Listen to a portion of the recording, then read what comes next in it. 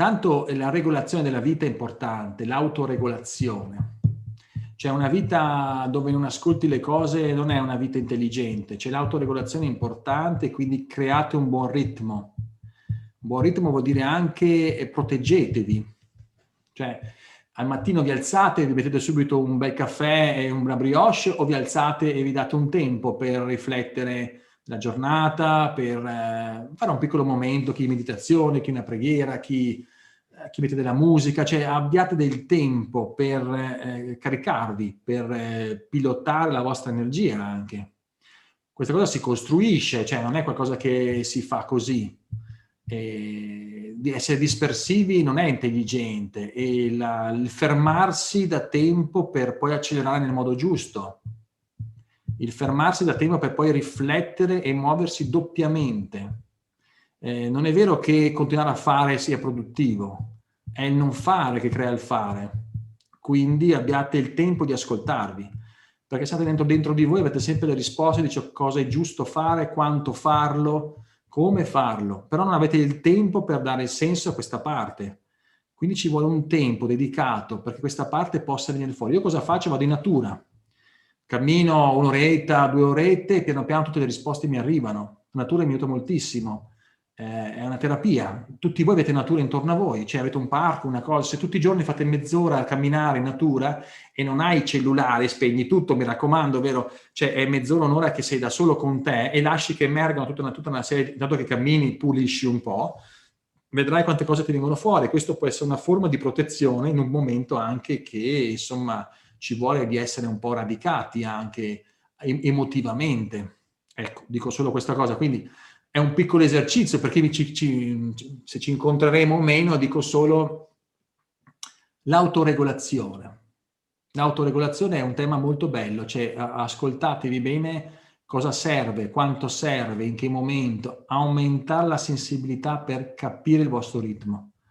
Questa è una cosa che ci vuole una vita intera per riuscire a avere la fiducia di se stessi, tanto perché bisogna fiducia, e anche per avere questa sensibilità e dire ok, è vero, adesso basta, questa persona posso rimandarla domani, adesso ho bisogno di uno spazio per me, cioè proprio avere il coraggio di seguirsi. Questo è il primo punto dell'armonia. Si parla di benessere, ma se noi non siamo capaci a star bene con noi, e con una parola chiudo, ad amarci in qualche modo, ma cosa pretendiamo di amare chi? O di essere amati, se noi non siamo i primi che sappiamo come amarci? Cioè non è possibile amare qualcuno se tu non ti sai amare. Ve lo sottoscrivo. E non è possibile far felice nessuno se tu non ti fai felice, perché è una follia cercare di far felice qualcuno. Andate incontro a tante quelle sberle e invece dovete far felice voi, trovare l'armonia dentro di voi, far felice voi, e piano piano in questo processo potete espandere questo verso gli altri. Ma se voi vi dimenticate nel mondo esterno, cercate di far felice gli altri, questa dimenticanza, renderete infelice voi e soprattutto chi vi sta vicino, che è costretto a seguire questa follia reciproca di dipendenza. Una coppia sta bene quando sono 2 persone autonome che guardano insieme un traguardo, ma sono 2 linee parallele, non sono mischiate.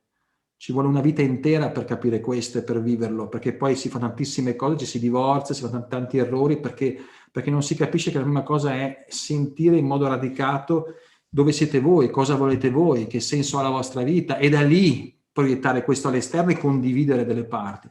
Siamo sempre, e poi passano 10 anni, ai figli ne passano, e tu dici oddio, chi sono io, cosa mi rimane di me, e chi sono io, nessuno te l'ha detto, e lì vai molto in crisi perché non sei stato allenato e non hai avuto qualcuno che ti ha detto stai attento, perché la prima cosa da fare è autoregolarti, ascoltarti, e sii coraggioso nel cercare te stesso e ciò che veramente sei, perché questo nessuno te lo dirà. Anzi, una cosa che posso dirti: quando cercherai veramente chi sei troverai molti attriti.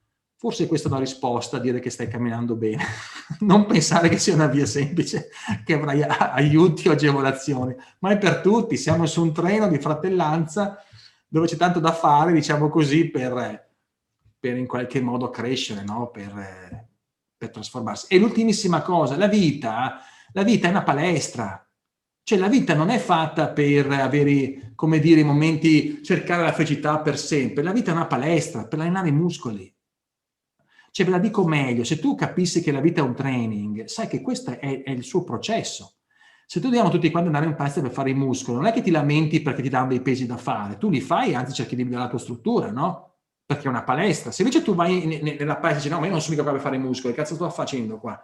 E quindi ti stufi della vita perché dici no, cos'è tutti questi sforzi, cos'è questo attrito, cos'è queste difficoltà che mi arrivano, perché a me queste cose? Perché è una palestra, ti devi rafforzare, cioè devi rafforzare te stesso, quindi se ti dico che stai rafforzando i tuoi muscoli, che questo ti serve, tutto quello che ti arriverà ti serve, farti forte dei muscoli e centrare la luce dentro di te, tu dici wow, avanti ragazzi, pronti, vediamo un po' cosa succede oggi, adesso non esageriamo perché c'è già abbastanza per tutti, però è una palestra, cioè la vita è un allenamento alla fissazione della luce, è un allenamento la vita sulla terra, quindi in qualche modo prendetela così, che ogni cosa che vi arriva ha un suo senso di allenamento e di positività per farvi crescere.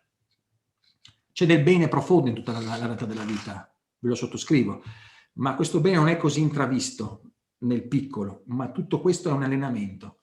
Quindi se lo vedete in questo modo non è più così tragico, perché anche le cose più difficoltose vi stanno forgiando. Perché un domani scoprirete attraverso quella difficoltà quanto cuore avete aperto, quanta capacità avete di sostenere altri, cioè tutto questo vi è servito e tutto ciò che ha valore verrà fuori.